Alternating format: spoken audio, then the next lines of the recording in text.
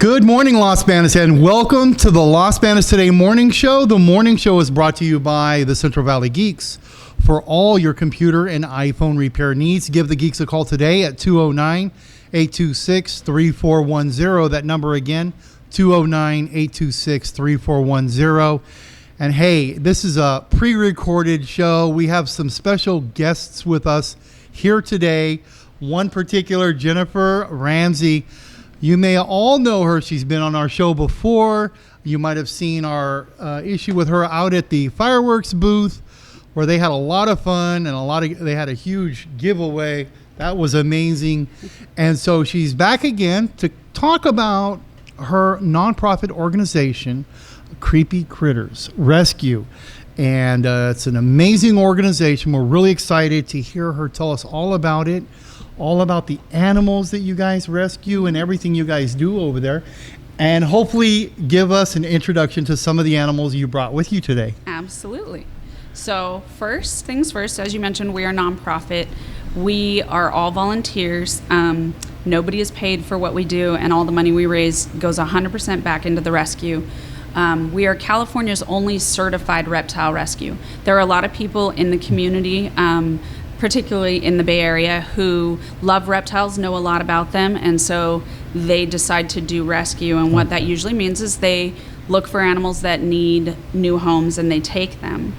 I would see that a lot. I went to school, then I interned at a veterinary clinic, well, two of them, and one of the things that I saw was that the focus very quickly became about money for the people I was working under, right, and less about what the animal needed. Okay. And I hated that. I got into what I do because I love animals, and I believe that all God's creatures deserve a chance, no matter what they look like. So that's... Amen for that. Yeah. And so that's how I ended up doing rescue, is I kind of broke off. And it was a pivotal point in my life where I could have been a veterinarian and made lots of money, or lived a much more humble life, but feel good at the end of the day about what I was doing. And I made that choice, and I've never regretted it, never. So that's how Creepy Critters got started. And we started out small, just helping out local clubs and individuals, but quickly realized the need for somebody like us, because what makes us different than the other organizations is that I trained with Fish and Game, which is now called Fish and Wildlife, and I, became a veterinary technician, and so I have the medical training. Plus, my first reptile was acquired at 3, and I'm 46. So I've done reptiles my whole life, but professionally for over 26 years. So we specialize in all of the things that other rescues don't. So we don't just take reptiles, we do wildlife and exotics as well, but our specialty area is the reptiles. And so yeah. Can I ask you one question though? You mentioned that you were the only state certified? So yeah, what that means is it isn't as cool as it sounds. I will say that. But anybody can claim to do rescue, but there's certain things you can do to become certified at rescue. We invited the national organizations, so the SPCA and the Humane Society and then Fish and Game, all at different times have come in and inspected our facility, our procedures, and our husbandry, and we were given seal of approval by all three. So that gave us the certification. Speaks a lot. Yeah. Wow. And so you've got these animals, you go out and you rescue them. What is the process? I mean, is there a certain limit of time you can keep them? You're a nonprofit. I can just fathom food, water, the costs, It's astronomical. I bet. When I first set out to do what I do, I, again, was never expecting to end up reaching a national level. This was supposed to be a very local thing. We actually we started out in Silicon Valley. The cost of living there is ridiculous, especially given what we were doing. And then when we needed to expand, there was no way to do it out there. We moved to Los Banos, and we have rented property.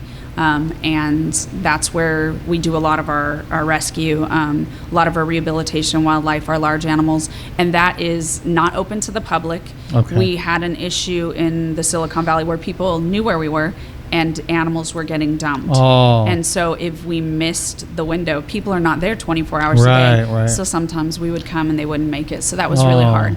So now we stay anonymous as far as our location, and that way it protects the integrity of the animals we have, but also protects other animals from needlessly suffering. So we rent a space in town that is our adoption center and our donation center, and that's where we meet with people when they want to surrender or meet a new animal. So when you say surrender, I mean people just come in and you allow them to anonymously just drop them off? So it's not anonymous. Okay. We turn no one away, though. I will say that no matter the condition of the animal, no matter its medical need, we turn away 0 animals. We take in everything that comes in that doesn't have other opportunities. We will turn away cats and dogs because there are plenty of rescue opportunities for them. We provide medical care 100% out of our pocket, and we do not euthanize unless they have a condition that is medically untreatable, and that is the only time that we will ever euthanize an animal. So yes, we end up with animals that stay with us. I mean, I have some rescues that have been with me for 18 years. Wow. I won't kill them. It's against everything I believe in. So big heart. Yeah. Big heart. We need more people like you. Thank you. My family is not always as happy about the big heart. And I do, it is frustrating. I do see the worst in people. Yeah.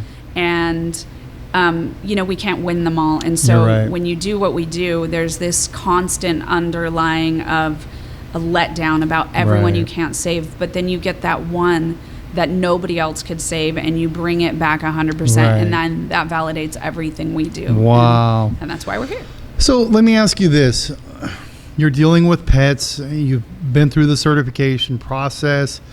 What about the medical side of it? What kind of conditions do you see coming in? Probably the most common. The funny thing is, with reptiles, there are a lot of little things that pet stores and pet shops and even a lot of the local veterinarians do not know, given the lack of experience that we know. So mostly what we see are nutritional deficiencies. Very common for reptiles. They are low in calcium. They have to have supplements, and some people do that, but they need a special light to metabolize the calcium. Otherwise, they eat it and it goes right through. They need UV lights, like the sun rays. And so people will buy a light and they'll put it on the reptile and they'll give them calcium, and a year later the animal's sick. Well, the light will stay lit, but the UV strength diminishes over time. A lot of people don't know that, so you have to replace the bulb often. There's a lot, and information is changing all the time as we learn things. People used to think iguanas could eat insects, and iguanas are vegetarians. So by adding protein to the diet, you're actually damaging their kidneys, and it goes on and on. So the information's always changing. I'm constantly, updating what I know. And hands-on is worth a lot. So mostly what we see are they need vitamin supplementation, probiotics. Again, another thing people don't think about with reptiles, but all living things need probiotics for proper digestion.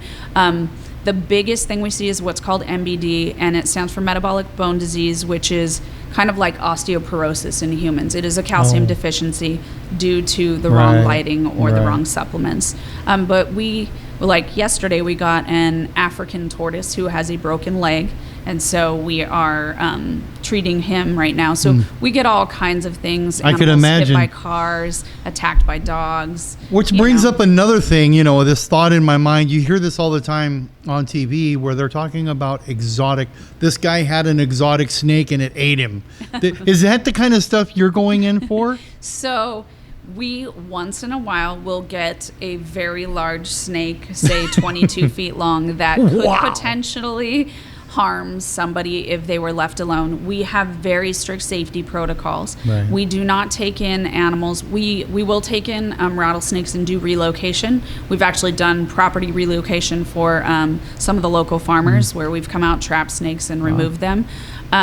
We've done skunk relocation, but as far as keeping dangerous animals, once the medical is covered, they move into our recovery facility, and that's where all our volunteers feed them and clean up after them and handle them. So I put nothing dangerous in that facility. Right. because I don't want to risk anybody But you else. do go out and you do rescue these animals, and then Yes. you send them where they need to go. Absolutely. So if it's wildlife, we either rehab it if we can, or there's certain species that we need to transfer. We work with the Wildlife Education Rehabilitation Center, big name, in Morgan Hill. And so anything that needs flight recovery, that kind of stuff, we transfer to them. Wildlife is always released if it can be. And anything domestic that cannot be released, then we get it healthy, and one of two things happens. We have what we call education animals, and you're going to get to meet some of those in a little bit here. And those are animals that go to classes with us. We go to schools, we do the Boy Scouts and Girl Scouts, help them earn their badges, and we have I homeschooled and I teach, so I also, on top of the rescue, have a curriculum-based program that allows people to learn about environmental protection and conservation through the reptiles. And so some animals stay with us and become part of that team, and then the rest end up being adopted by the public. And so we put them out there. What is that adoption process like? Can you kind of go over that a little bit? Yes. So my process is a bit stricter than most rescues. Given what we do, we offer a higher level of care, and we put a lot more money and that kind of thing into the animals. But most importantly, I spend my life making sure these animals go on to live good lives. So before I let them go, I'm very strict.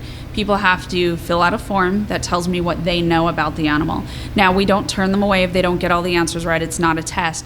But I look over the answers, and whatever they need to know, then I inform them. Okay. We sit down with them, give them a care sheet, talk about what's required. They have to pass a face-to-face interview. And then last but not least, we need to do a habitat inspection. We don't let animals just go based on somebody's word. We have to see where they're going to live, and that the right lights and supplements are available, that the right size cage is available, so that the animal can go on to have a better life than even we could give it. Wow. So, yeah. There's a lot to that, and that's It a lot is. of time. Like you said, you get a lot of volunteers. Yeah. Do you have like a website or a Facebook where you... All of the above. Okay. So our website is www.creepycrittersrescue.com, one word, no caps. Our Facebook page is Creepy Critters Rescue on Facebook. We even have an Instagram account under the same name. So yeah, we're trying to figure out the social media thing. I'm not good with technology. I'm the animal person, but I have volunteers who are. Yeah. So they're trying to keep that out there. We try to keep our sites updated with pictures of the animals that are available. We actually have a show coming up this coming weekend at the Santa Clara County Fairgrounds in San Jose. It is the San Jose Reptile Show. Oh, okay. And we will have a big booth out there. We are one of the vendors, and I think it's only $12 to get in. You can purchase tickets on our website through our link, and then $5 of those sales come to us. Great. So that's always nice. But it's a good way to come out and meet reptiles if you've ever thought about it, but you're not sure. We won't be the only booth. There's Yeah. going to be hundreds of breeders, animal supply sellers, and then there's a couple rescues out there showing the other side, because sometimes people get into things without knowing, and they end up with us. So yeah, we'll be there. Come check it out. Fantastic. So let's check out some of these animals that you brought All right. with you. So I brought 4 with us today, and we are going to respect their moods. All right. But let's start with a very common animal in the rescue. This is a box turtle. Oh, Say wow. hi. So we get a lot of these in. These are very common. People often get turtles mixed up and tortoises. So this is a turtle. Okay. There are water turtles, there are land turtles, but there's no such thing as a water tortoise. And so the diets vary. And people make that mistake. So Okay. a lot of times people will get a tortoise or turtle and either feed the turtle all, vegetables and feed the tortoise meat, when it's the other way around. And that causes all kinds of problems, shell abnormalities. This guy right here is a 3-toed box turtle. And she came into us because her owners had her in the yard for a long time. And then a raccoon got in the yard, and this one survived, but the cage mate that was with her was damaged. he lived. He's recovering in our studio, but he has holes in his shells and all that kind of stuff. So this one luckily was pretty healthy. She just needed to be hydrated and needed some calcium and vitamin A, but she's doing good now. She is available for adoption. So if you're interested, you can just go to our website. There is a contact form. You can just click the form and tell us, hey, saw your turtle, I'm interested. Or you can come to the San Jose Reptile Show. It's a box turtle. Yes, so this is a box turtle, which is just the name. That does not mean it lives in a box. This turtle right here would need at least a 40-gallon cage, but it's actually better to build them a pen in your yard. Natural sunlight, the minerals from the dirt where they eat, all of those things play an important part in their health. It can be mimicked indoors. It's not quite the same. If outdoors, these guys will hibernate, but if you keep them indoors, they won't, and that's okay too. These guys need to eat leaves, but very particular kinds. You can't just feed them anything. Certain plants are toxic, so you have to kind of do your research. And these guys also need to eat bugs. So she loves snails and mealworms and earthworms and things like that. So it's just important, whatever you're gonna decide to take on, you do your research and find out. We also offer that resource, though. Anybody who has questions can contact us on the website, and I personally answer every question. Plus, when they're adopting it, you go through that process of teaching them. Yes, we let everybody know. So by the time you get it from us, you're practically an expert. So turtle, tortoise, there is a difference. Very much It's so. very important what you feed them. Yes. And so you're going to need to get educated before you pick one of these up. Absolutely. Beautiful animal. All right, so let's see what's next. Let me get her. I said animal, but I meant reptile, right? Well, a reptile is an animal. It's just the type of animal. Okay. So all reptiles are animals. They're just in the scientific category of reptiles. So you were right. I'm from the city. Okay, so this next one. Oh, wow. Is Look a at crested that. gecko. A These guys crested are gecko. amazing. Wow. They're becoming more and more common and very popular in the reptile community. Oh, my goodness. Albino? So no, actually, this is their natural color. Oh, you're kidding me. Yeah, I'm moving around because I don't know where the camera is. So tell me if I'm like You're fine. putting her in the wrong You're place. fine. No. So this is their natural color, 100%. Wow. They live in trees and rainforesty type areas. These guys eat liquid food, and so it's important again to know they will eat insects occasionally, but they like to drink kind of liquefied fruit. There's a special food you can buy, and it's a powdered mix that you mix up, and then they lap it up, and that is how they eat. They don't like to drink out of standing water a lot, so you want to make sure you spray down their enclosures, let them drink the driplets off the plants and the walls. They can jump.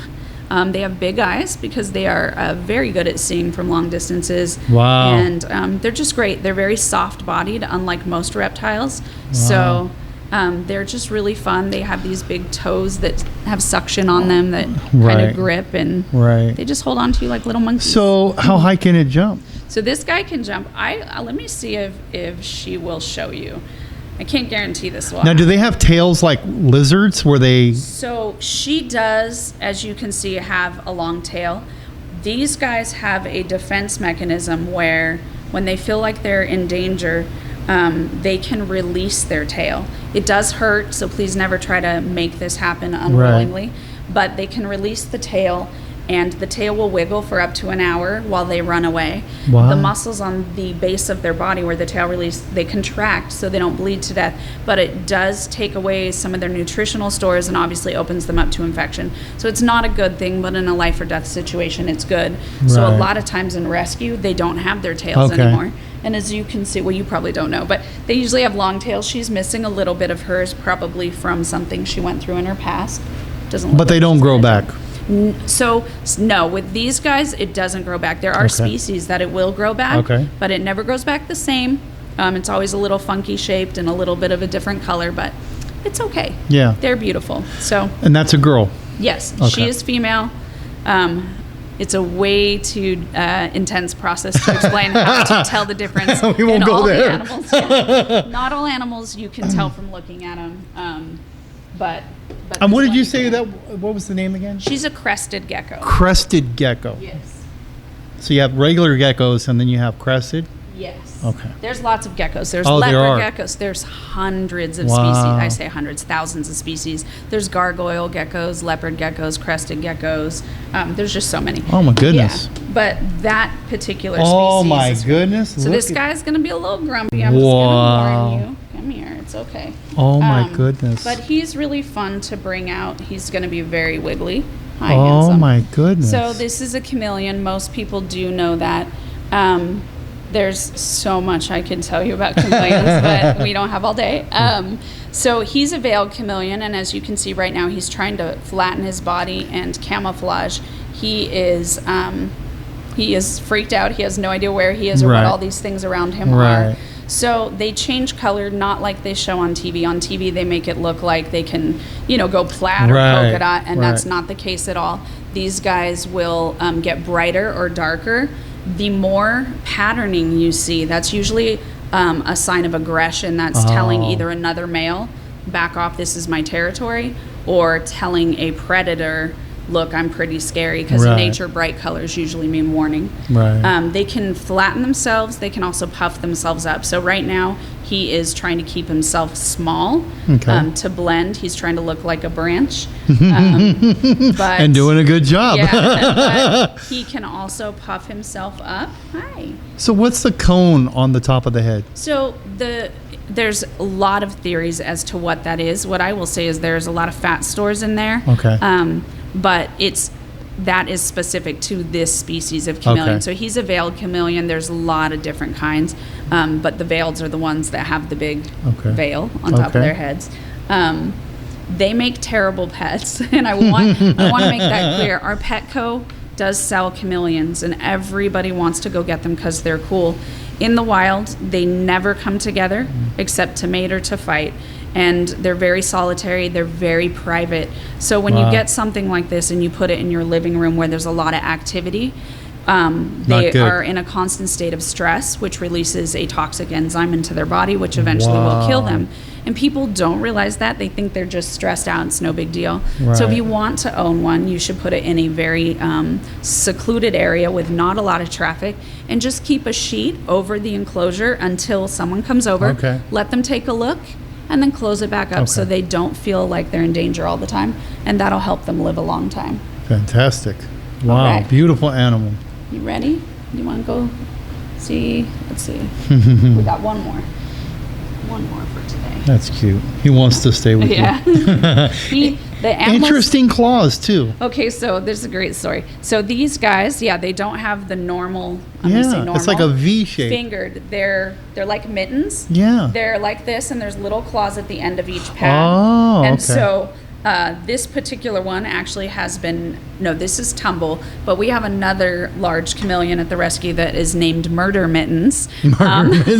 Because their grip is very strong. Wow. And that paddle shape is what allows them to hang from vines and Right. climb up small tree branches and stuff. So it is an important part of their survival. Very strong. But it's very strong. So, yeah, the volunteers name the animals. I do not, because I don't want to get attached. But the people who feed them daily, they get to pick the names, and we have some very interesting names. And so what about the tail on that one? Does the tail fall off on that They one? actually know. I mean, Okay. it can get pulled off, but it is not the same. They can't let Right. it go. Okay. And their tail's what's called prehensile, which means they can grab onto branches and use it like an extra limb. So they will use it to hold on. And a lot of times it's kind of like rock climbers. They'll use their tail to grip, and then they'll reach up for the next branch. Oh. And once they're sure they're secure, then they'll let go with the tail. But that way, if they fall, the tail will hold on and Right. save them. So Very this last interesting. reptile that I brought, this is one of our education animals. Oh my This goodness. is a blue-tongued skink. Skink. I thought I'd bring this one because this is not something people see that often. And I've never seen that. Oh my goodness. It looks like an alligator and a snake. So yeah, I like to, whenever I do classes, I like to show kids this kind of, snakes and lizards are part of the same scientific category. Huh. So this is a great animal to show that they are very similar. Oh, wow. It has a snake-like body, but legs like a lizard. I don't know how much the camera picks up, but you'll notice that he sticks out his tongue every few minutes. Yeah. It is a bluish color. That's how they got the name blue-tongued skinks. So Turtles and tortoises breathe through their nose and smell through their nose. Lizards and snakes cannot smell through their noses. They breathe through them. They have no sense of smell in their noses. They have a special organ at the top of their mouth called the Jacobson's organ. So when you see a snake or a lizard sticking out their tongue, a lot of people find that creepy, but it's the same as when you meet a new dog and the dog comes over to sniff you. Yeah. That's what they're doing. They pick up microparticles in the air, they pull it across that organ, and then it tells their brain what they're smelling. So that's why they're sticking out their tongue. It's the same as sniffing. Makes it a little less scary. Wow. So yeah, this guy goes to classrooms and is an advocate for his species, meets hundreds of kids a year, and is just really great, really good tempered. And is that a male, a female? This is a male, yes. Okay, and the age? So we estimate that this one is about 5 years old based on certain physical characteristics. Okay. That age is not going to be 100% accurate because if they have had the proper care all of their life or improper care, that does affect growth and development. So. And the diet is? So this one, these are scavengers. So they'll eat just about anything, and they actually favor things that are a little overripe. So mushy bananas, squashy fruit. They will eat snails. If given the opportunity, will eat crustaceans. They will eat fish. They'll eat rodents. They'll pretty much eat anything you put in front of them. Very, very interesting. And what is the name of that one more time? So this is a blue-tongue skink. Blue-tongue skink. Yes. Skink. S-K-I-N-K. Skink. Yeah. It's not your everyday animal. Look at that. Yeah. No, that is not. I've never seen one. No, yeah, oh, my goodness. And so did you rescue this skink? Yes. So this skink came in. Actually, I can show you. So if you look at the back legs, you'll see all the toes. This one, the front legs, the toes are all missing. Yeah. The person who took him did not know what they were getting into, and left him in a habitat that wasn't cleaned as often as it should. Well, when they're left sitting in filth, bacteria develops and often infects the body, and they lose digits amongst other things. So he came in pretty sick, needed a lot of TLC and a lot of antibiotics, but he, throughout treatment, just became friendlier and friendlier. As happens a lot with the animals that are the worst medical cases, I have to deal with them so much that they usually are used to it by the time we're done. And so those are the ones that usually end up becoming education, because once they're used to people and friendly around children, it's such a good learning opportunity that they get to stay with us, and they're well cared for and loved by all of our volunteers. And we have a lot of kids that sign up for summer camp each year that come back just because they want to see the animals. So it's great. So you were saying earlier that you let the volunteers name them because you didn't want to get close. Can you talk about that a little bit? It is hard to do what I do. Yeah. We have animals come in, and I see a lot of animals, and I cannot keep them all. Sometimes there's a particular condition that requires lifetime care. So I have to leave room for those animals. Right.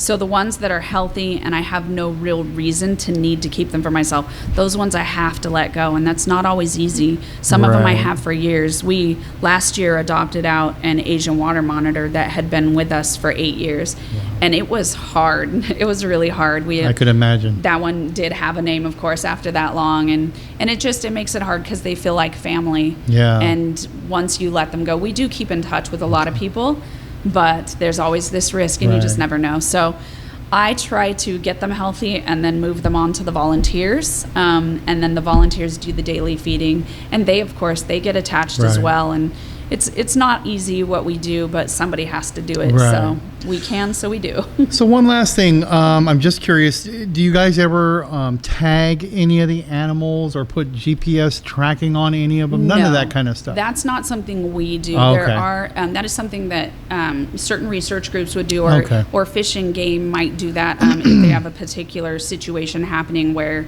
there's diminished breeding grounds or something like that. Right. For us, 100%, we just get them healthy and then try to let them go on to live the best life they can. Okay. One other thing, that I want to mention real quick, because a lot of people don't know this. The red-eared sliders are those water turtles that are sold everywhere. They're very popular. they're very invasive. California's natural water turtle is the western pond turtle. People keep releasing the sliders into all the public waterways, and they've destroyed habitat, and there is no western pond turtles running around in the wild in this area anymore because of that. So it is illegal to dump them. But they're sold so cheap that happens often. Wow. We offer a service that other shelters do not. Most shelters euthanize those turtles now when they come in because it's like pigeons. They're considered a pest. Wow. They're not native. But we've opened up sanctuaries. We're on Sanctuary 7. And what they are these protected water areas that are stocked with food, completely enclosed to meet all the government standards so that the turtles can't wander out of the habitat. They are in private locations so that people do not dump unhealthy turtles in there. So those are one of our biggest expenses. So if you go to the website, we have a promotion video about our ponds. You get to see some of our sanctuaries in there. Please take a look, and if it's a cause that you believe in, please consider supporting. They're about $8,000 to $15,000 to open up a new sanctuary. Wow. And like I said, we're on number 7. So it's a labor of love. We'll do it as long as we can. So far, we haven't had to turn any turtles away, but there's not many organizations still accepting them. Right. So, Well, that is some amazing work, and I can only imagine how close you might get to some of those animals and the attachment, the need for adoption. How big is that need? I mean, what are the numbers we're talking?